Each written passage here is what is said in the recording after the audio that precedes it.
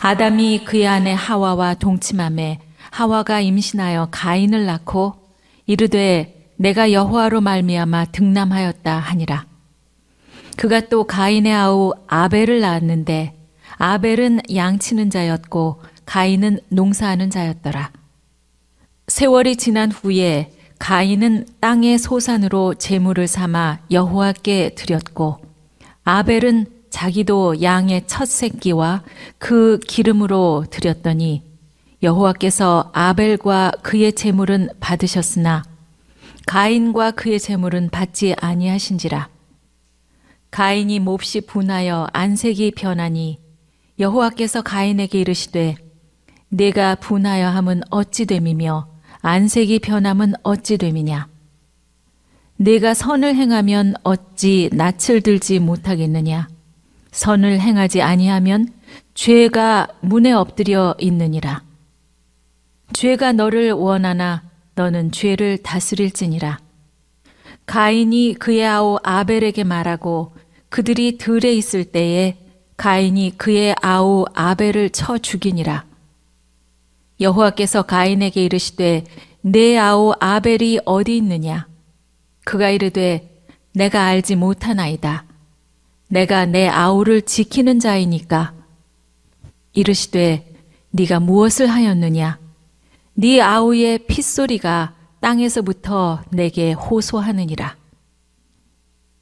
땅이 그 입을 벌려 네 손에서부터 네 아우의 피를 받았은즉 네가 땅에서 저주를 받으리니 내가 밭을 갈아도 땅이 다시는 그 효력을 내게 주지 아니할 것이요 너는 땅에서 피하며 유리하는 자가 되리라. 설날입니다. 민족의 명절이죠. 민족의 명절이고 기쁘고 즐거운 날이고 또 모든 가족들이 함께 모이는 날인데 우리가 이 날이 되면 꼭 하지 말아야 될 몇 가지 말들이 있습니다. 여러분들 잘 알고 계실 거예요. 결혼은 언제 하느냐 이런 거 물어보시면 안 되죠. 자, 그 다음에 어떻게 공부는 잘하고 있느냐 이런 거 묻지 마십시오. 여러분들 생각해 보시면 여러분들 학교 다니실 때 아주 잘하지는 않으셨습니다. 그런데 그렇게 물어볼 때마다 부담스러우셨잖아요. 그렇죠? 아이는 언제 낳느냐 이것도 묻지 마세요. 아이들이 알아서 자녀들이 이야기합니다. 그리고 정치 얘기도 하지 마세요. 서로 덕이 될 게 하나도 없습니다. 우리 그리고 서로 항상 복 많이 받아라 이렇게 이야기만 해주시고 건강 물어보시고 건강 서로 잘 챙겨주시면 아주 행복하고 즐거운 명절이 될 것 같습니다. 우리 설날 되면은 모두 복 많이 받으라고 이야기하시죠? 새해 복 많이 받으라고 이야기하고 복 많이 받으세요, 복 많이 받으세요 이렇게 이야기하는데 실제로 복 많이 받으라고는 이야기하는데 복을 어떻게 받는지는 아무도 얘기를 해주지 않습니다. 그래서 제가 여러분들에게 복 받는 방법을 알려드리려고 합니다. 여태까지 제가 설교를 하면서 어떻게 복을 받는지에 대해서 구체적으로 말씀드리지 않았는데 오늘은 구체적으로 제가 말씀드리려고 그래요. 복 받는 방법은 우리 시편 133편 하나님의 말씀에 나와 있습니다. 복 받는 여러 가지 방법이 있겠지만 그 중에 하나가 바로 이겁니다. 시편 133편에서는 이렇게 노래하고 있습니다. 보라 형제가 연합하여 동거함이 어찌 그리 선하고 아름다운고 머리에 있는 보배로운 기름이 아론의 수염 곧 아론의 수염에 흘러서 그 옥기까지 흘러내림과 같고 그 다음에 헐몬의 이슬이 시온 산들의 내림과 같도다. 거기에서 여호와께서 복을 명령하셨나니 곧 영생이라. 그러니까 복 받는 가장 좋은 방법은 뭐냐면요 1절 보라 형제가 연합하여 동거함이 그러니까 형제가 연합하여 동거하는 것이 복 받는 비결이라는 거예요. 자, 형제가 연합하여 동거한다라는 말이 조금은 어색한 말인 것 같지만 우리 원래 히브리어를 직역하면 이렇습니다. 보라, 형제가 함께 앉아 있어서 하나가 되는 이 모습. 이게 1절을 그냥 직역하여서 번역한 겁니다. 제일 중요한 게 뭐냐면 모든 사람들이, 온 가족이, 온 형제가 함께 앉아서 하나가 될 때 우리가 복을 얻는다라는 거지요. 상상해 보십시오. 멀리 떨어져 있었던 그리고 만나지 못했던 형제들이 이제 가운데 모닥불을 피워놓고 저녁에 하늘에 별이 반짝반짝거리고 있는 이때에 사람들이 그 모닥불 주변에서 몸을 녹이면서 서로 두런두런 이야기를 하며 살아갔던 이야기들을 하고, 그리고 그 가운데서 부모님은 삶의 지혜를 알려주고, 또 자녀들은 자기 삶 속에서 있었던 이러저러한 일들을 부모님과 함께 이야기하면서 서로의 사랑을 나누는 그 모습만 봐도 얼마나 행복합니까? 그렇기 때문에 서로 다툼 없이 함께 모여서 함께 앉아서 식사하고 이야기하는 것, 그것이 바로 복을 받는 지름길이다. 여러분들 꼭 믿으시기 바라겠습니다. 참 쉽죠. 그런데 이 쉬운 걸 못하는 경우도 있습니다. 때로는 형제 자매 사이에서, 그리고 부모와 자녀 사이에서도 서로 다툼이 있을 수 있습니다. 그 다툼의 원인은 참 많겠지만 그 중에서 대표적인 것 하나, 오늘 성경 본문 말씀은 가인과 아벨의 이야기를 통해서 어떻게 형제가 나뉘어지고 다툼이 일어나는가, 어떻게 하나님께서 주신 복을 걷어차고 있는가를 보여주며, 동시에 그렇다면 우리가 어떻게 그리스도 예수 안에서, 그리고 하나님 안에서 복을 얻는 인생을 살아갈 수 있는가에 대해서 말해주고 있습니다. 가인과 아벨의 이야기는 여러분들 많이들 아실 거예요. 아담과 하와가 에덴 동산에서 이제 나온 다음에 낳은 아들들의 이름이 가인과 아벨입니다. 가인이 형이고 아벨이 동생이었던 것 같아요. 그런데 이 가인은 농사를 짓는 사람이었습니다. 농사를 짓는다라는 것은요, 당시에는 풍요롭게 산다라는 뜻입니다. 여러분들, 농사를 지으려면 땅이 있어야겠죠. 그리고 거기에 물이 있어야 합니다. 그리고 농사를 지으면서 수많은 소출들을 냅니다. 그렇기 때문에 농사는 항상 풍요롭습니다. 그런데 반면에 아벨은 목축을 하는 사람입니다. 양떼를 치는 사람이에요. 목축을 한다라는 것은 농경에 비해서는 조금은 아주 건조한 삶을 산다라는 것입니다. 우리가 인류 문화가 사냥 문화에서 목축 문화로, 그리고 목축 문화에서 농경 문화로 바뀌어 가지 않습니까? 그만큼 농경은 풍요롭고 목축은 그거보다는 조금 더 어렵고 힘들게 많은 노동력이 필요로 하는 싸움이다라는 것을 우리가 알 수가 있죠. 자, 그런데 형인 가인은 농경 생활을 했고, 그리고 동생인 아벨은 목축을 했습니다. 그러다가 이제 하나님께 예배할 때가 돌아왔는데요. 우리 성경 한국말로 번역이 되어 있기 때문에 그 어조가 풍부하진 않지만 제가 성경에 나와 있는 말씀을 최대한 우리식으로 편안하게, 그리고 여러분들이 잘 이해할 수 있도록 원래의 의미를 살려서 설명하자면요, 가인은 하나님께 예배를 드리고 싶을 때만 드리는 사람이었어요. 그러니까 생각해 보니까 예배 드려야 될 것 같은데 라고 생각할 때 가인은 예배를 드리는데, 어떻게 드리냐면 창고 곳간에 가보면은 내가 수확한 수많은 그 밀단들이 쌓여 있을 거 아니에요.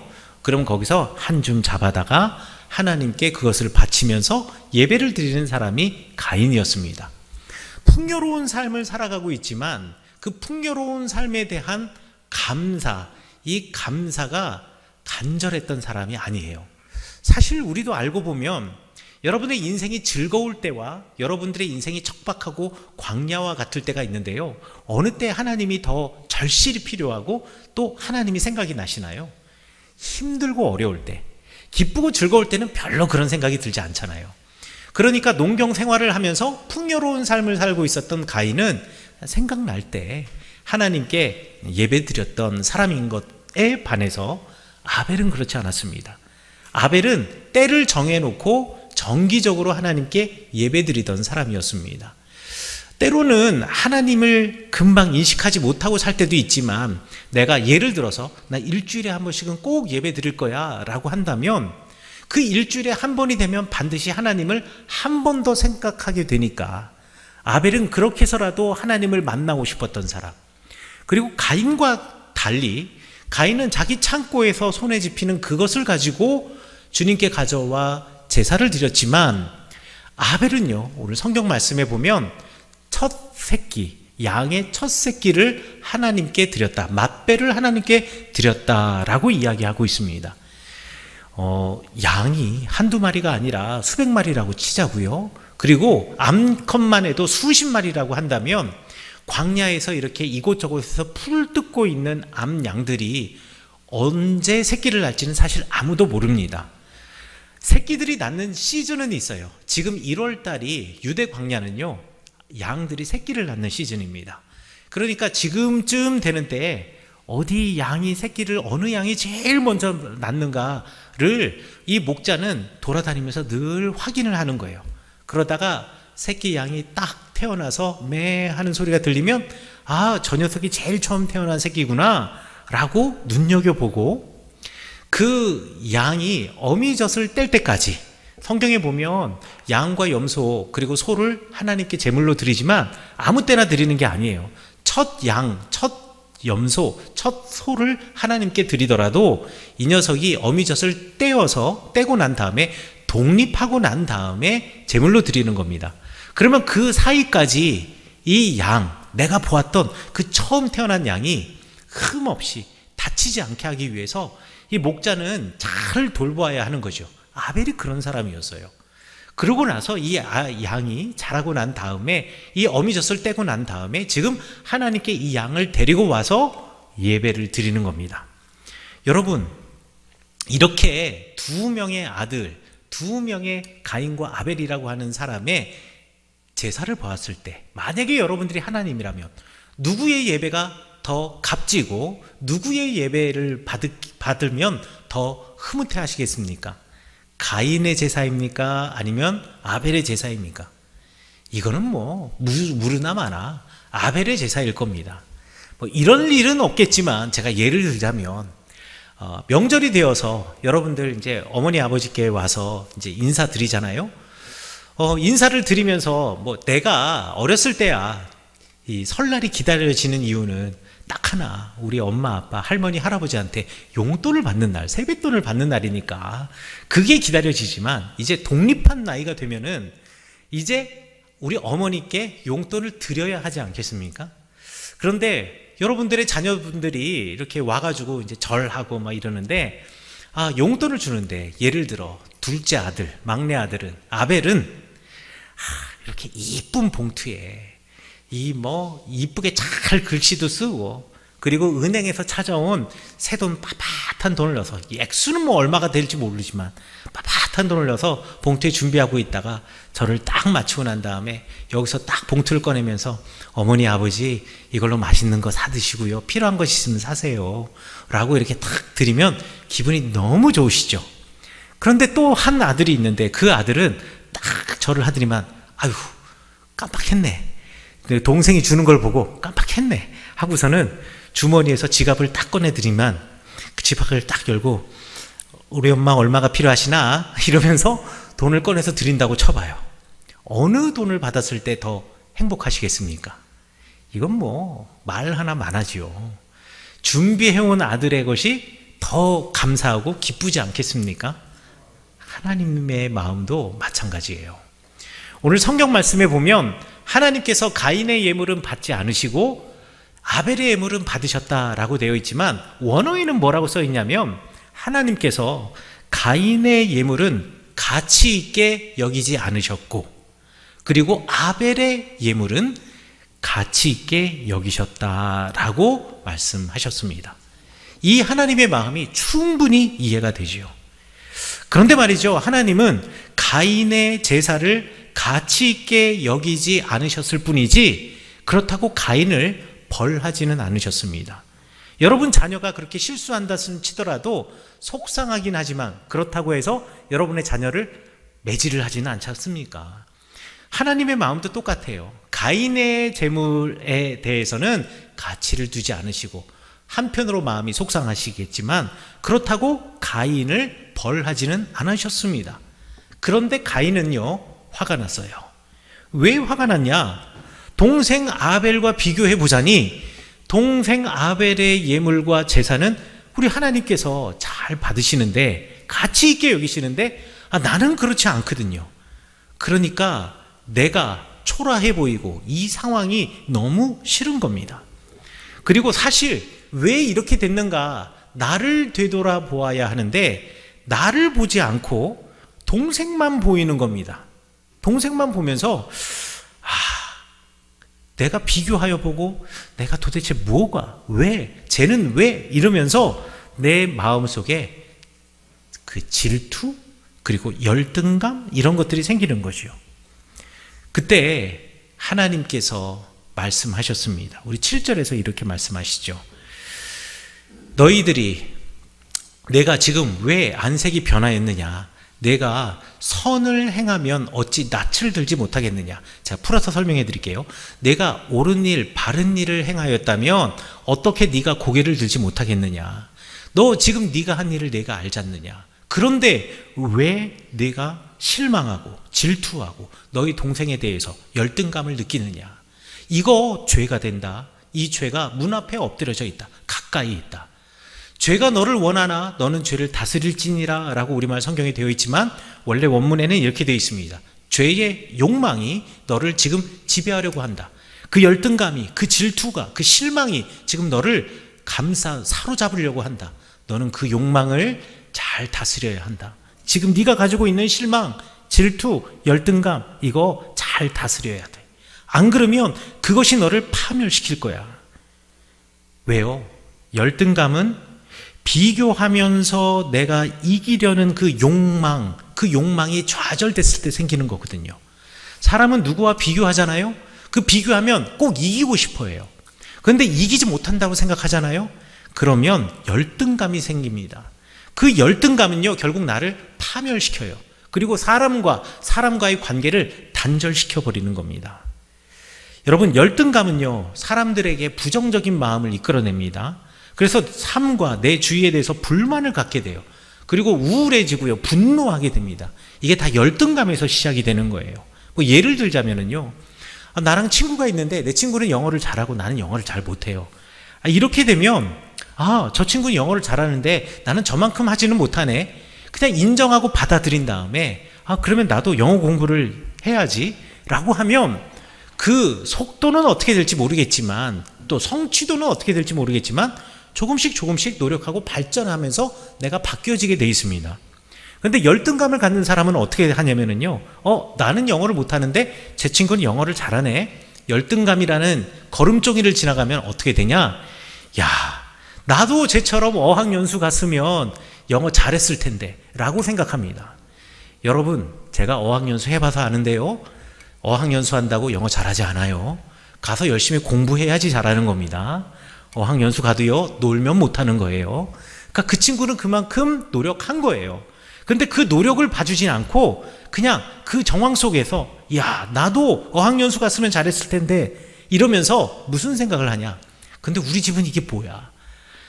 다른 집은 그 친척집이 외국에 친척이라도 한 사람씩 있는데 우리 집은 그 흔한 미국에 친척 하나 없네. 그래서 나는 어학연수 한번 못 가네. 이러면은요, 부모님 원망하게 되고 내가 처해져 있는 환경을 원망하게 됩니다. 그러면서 계속 마음속에 부정적인 생각이 들어요. 또 무슨 이야기를 누군가가 하면은요, 그 이야기가 전부 내인 것 같아요. 그래서 피해의식을 느끼게 됩니다.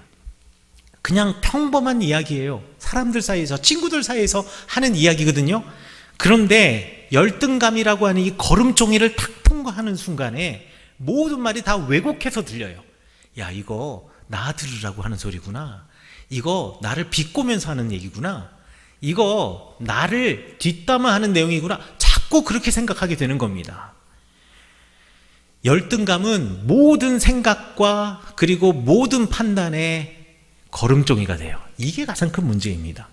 그러다 보면 열등감은요, 상대방을 미워하게 만듭니다. 그리고 자격지심이 생기게 합니다.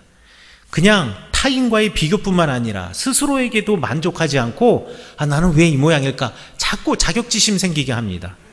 결국 이런 마음이 나를 외롭게 하는 겁니다. 군중 속에 있더라도, 사람 속에 있더라도 나를 외딴 섬으로 만들어버리는 거죠. 이런 열등감이 가인에게도 있었습니다. 그래서 이 가인은요, 하나님께서 가인의 것은 가치 있게 받지 않으시고 아벨의 것은 가치 있게 생각하시니 이 열등감으로, 이 열등감을 해결하기 위해서 어떻게 했느냐? 동생인 아벨을 죽였습니다. 왜? 비교 대상이 없으면 내가 이 사랑을 독차지할 수 있을 거라고 오해한 거지요. 그때 하나님께서 가인에게 찾아와서 물으셨습니다. 가인아, 아벨, 내 동생 아벨 어디 있느냐? 자, 사실 이거 하나님이 아벨이 어떻게 되는지 몰라서 물어본 건 아니죠. 그리고 하나님께서 이거 가인에게 너 왜 그랬어? 라고 캐묻는 것도 아닙니다. 그냥 있는 그대로입니다. 가인에게 내 동생 아벨은 어디 있느냐?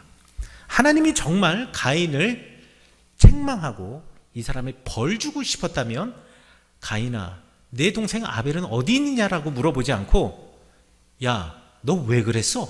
라고 시작했을 겁니다. 근데 예수님께서, 우리 하나님께서 말씀하실 때 그렇게 말씀하시지 않으셨어요. 가인아, 내 동생 아벨은 어디 있느냐? 사실 이것은요, 가인에게 한 번 더 또 기회를 주시는 겁니다. 가인이 이때 아마 이렇게 대답했으면 어땠을까? 하나님, 제가 큰 일을 저지르고 말았습니다.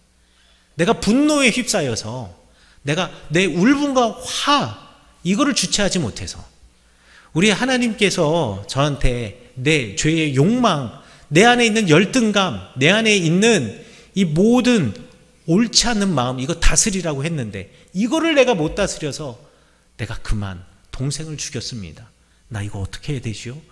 라고 물었다면 하나님이 어떻게 하셨을까요?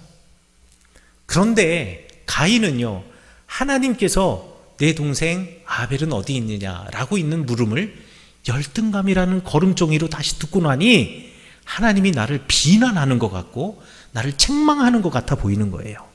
그래서 뭐라고 대답하냐면요, 하나님, 내가 내 동생 아벨을 지키는 사람입니까? 라고 캐묻는 거예요. 제가 이렇게 된 게 누구 때문인데요? 하나님 때문 아닙니까? 하나님이 내 제사, 내 예배 안 받으셔서 지금 이 사단이 난 거 아니에요. 지금 이 얘기를 하고 있는 겁니다. 하나님의 마음이 얼마나 가슴 아프셨겠습니까? 하지만 하나님께서는 다시 한번 가인에게 사랑을 베푸십니다.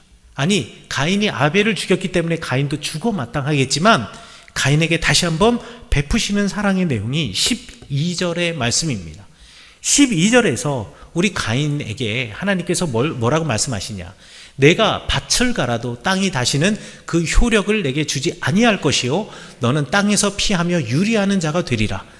이건 누가 봐도 벌 같은데 이게 무슨 사랑이고 이게 다시 한번 가인을 배려해 주는 걸까요? 라고 생각할 수 있지만 이게 말 자체가 아다르고 어다르다고요. 어떻게 번역하느냐에 따라 이 느낌이 달라집니다. 그러니까 너는 원래 농경을 짓던, 농경을 하던, 그래서 풍요로운 삶을 살던 사람 아니냐. 이제 너 농경하는 이 농경의 삶을 떠나서 아벨처럼 한번 목축을 해봐.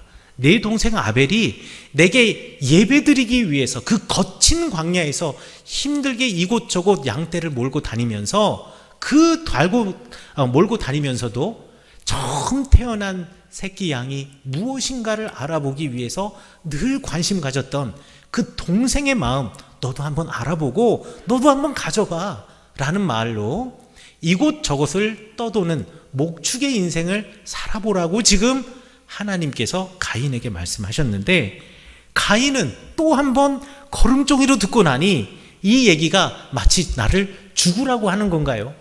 지나가는 사람이 나를 죽이면 어떡하고요? 그리고 나를 모르는 사람이 나를 보고서 내 생명을 해하면 어떡하라고 지금 나를 죽이려고 하는 건가요? 라고 하면서 하나님께 다시 한번 또 가인은 울부짖습니다. 여러분, 열등감이라는 게 그리고 누구와 비교한다라는 게 이렇게 무서운 겁니다. 제가 예전에 전지적 참견 시점, 지금도 나오고 있죠. 케이블 TV에서 나오고 있는데 지금도 뭐 계속 나오고 있는지는 잘 모르겠어요. 케이블 TV 보니까 전지적 참견 시점이라는 게 지금도 방영되고 있더라고요. 그 전지적 참견 시점에서 방송인 이영자 씨가 군부대에 가서 이 강연하는 거를 제가 들은 적이 있었습니다.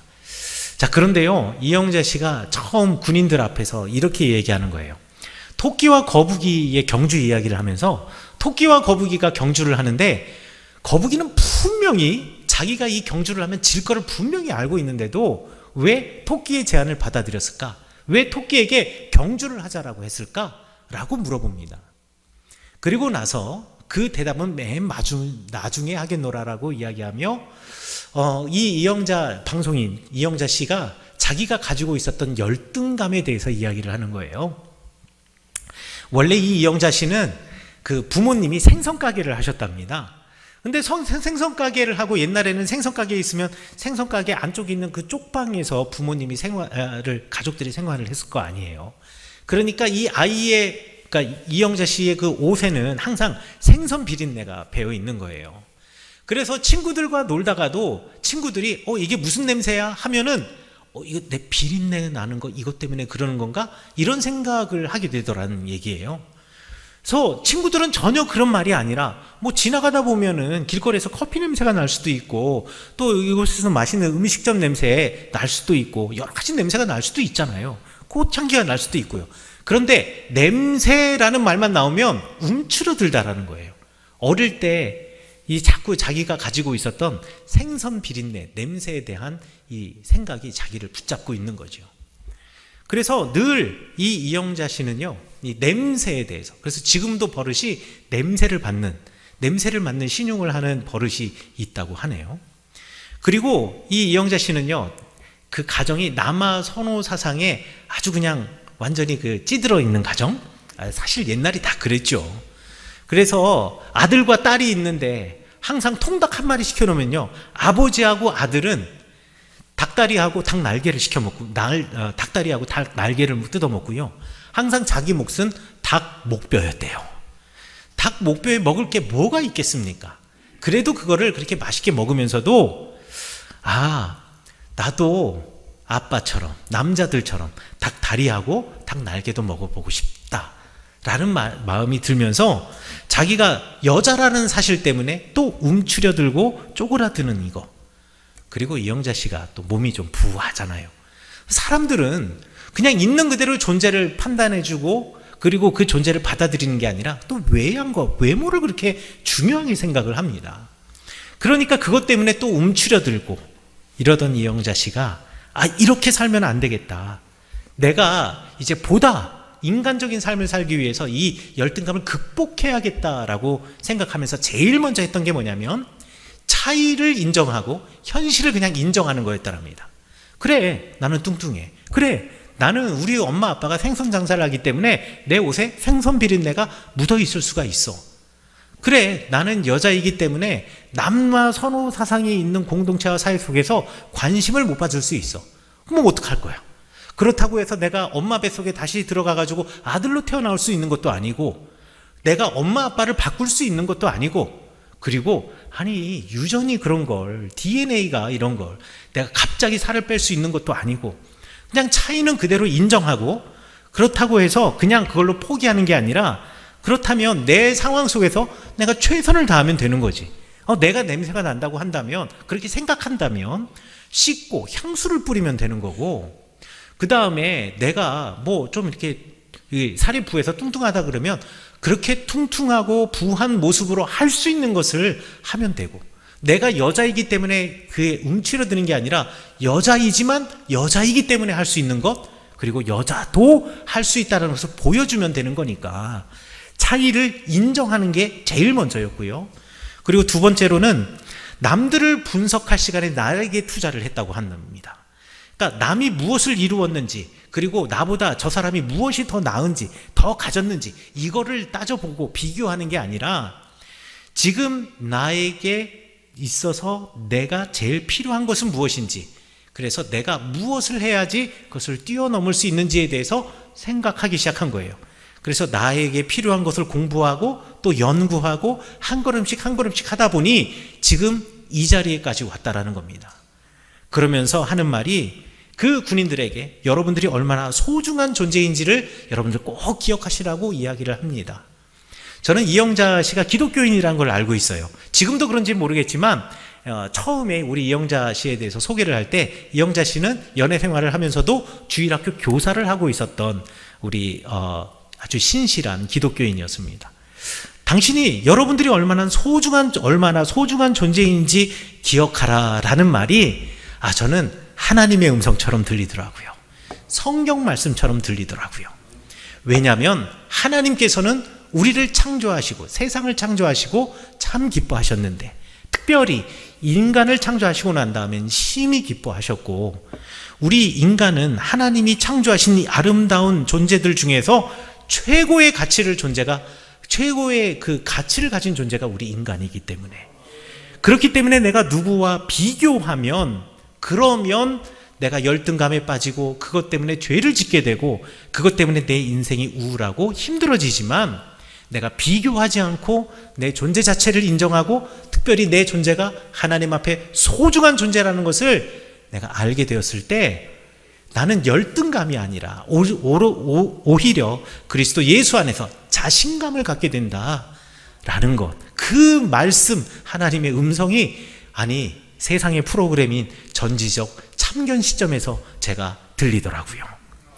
그러면서 이영자 씨가 이렇게 말했습니다. 거북이가 토끼와 기꺼이 경주할 수 있었던 이유는 거북이는 열등감이 없어서 그렇다고. 거북이는 자기가 느릿느릿 걷는다라는 걸 안다고. 그리고 토끼는 빠르다라는 걸 알지만 그냥 있는 그대로 받아들이고, 내가 있는 자리에서 뚜벅뚜벅 가다 보면 나도 저 결승점에 이를 수 있다라는 것을 보여주기 위해서 열등감을 가지고 있지 않았기 때문에 기꺼이 토끼와 경주를 할 수 있었고 결국은 이겼다. 여러분, 이 삶이 여러분의 삶이 되기를 간절히 축원합니다. 가인처럼 아벨을 바라보면서 왜 너는 받아주고 나는 받아주지 않니가 아니라, 왜 하나님이 너의 예물을 받아주었지? 그러면 나의 삶은 어떻게 된 거지? 나에게 집중하고 나를 바라보고 나를 바꾸어 가는 겁니다. 그러면서 아벨을 죽여서 나 홀로 있어 하나님의 사랑을 독차지할 수 있다라는 것이 아니라, 아벨과 함께 하나님께 예배드리는 사람으로 내가 나아가야지 라고 생각하실 수 있는 여러분 되시기를 간절히 축원합니다. 그게 바로 복을 받는 길입니다. 형제가 함께 모여 앉아서 하나 되는 이 모습이 바로 복을 받는 최고의 지름길입니다. 명절이 되었습니다. 여러분들 가정에서 가족들을 만나고, 또 오래된 친지들을 만나고, 또 오랜만에 고향 땅에 오셔서 친구들을 만납니다. 친구들이 지금 뭐가 됐나, 땅은 어디를 더 샀나, 차는 바꿨나, 직장에서 지금 진급은 했나, 이런 데 관심 갖지 마시고 그의 잘됨을 기뻐하면서 나를 창조하신 우리 주님 바라보며 내가 얼마나 소중한 존재인지 나 스스로 주님께 감사함으로 열등감 없이 자신의 가치를 손주하게 여기며 이 명절에도 모든 사람들과 함께 앉아 복을 누리시는 여러분들 되시기를 간절히 축원합니다.